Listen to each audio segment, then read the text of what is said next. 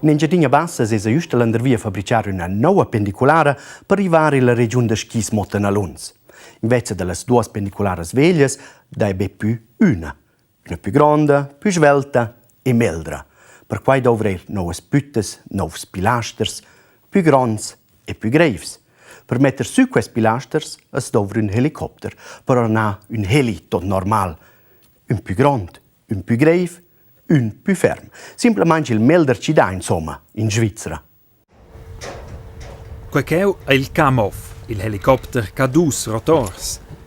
A quel è il pilota che sgola col gigante. Il Kamov 7 pesa 7 tonne ed è fermezia. El salza a paese stocca 100 tonne, quei è de pli che 2 elefanti. Ed a schi greves in quella specie scheu che l'ha da transportare.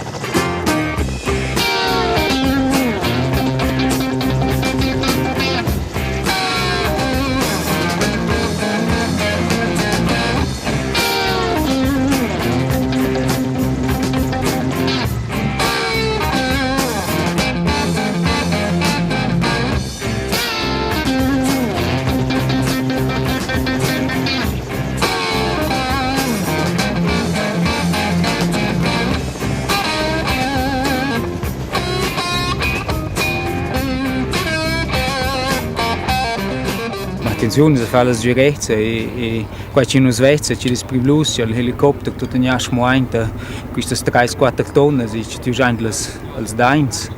E qua è da stare attenzione, si sta concentrare lo resto in una roba.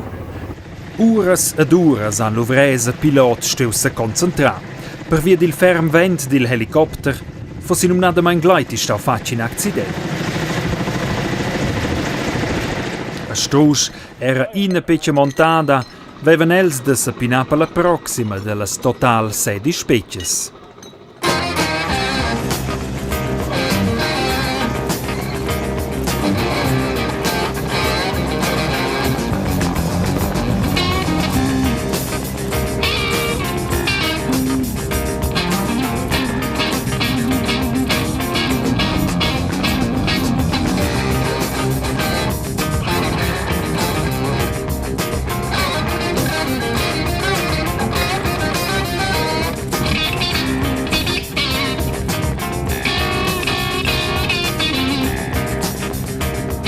Pils de scuola e la montage delle specchias della nuova gondola sta in attrazione. Biars han mirau de tier, fetch de tier, co il Kamov a luvrau a sufflau.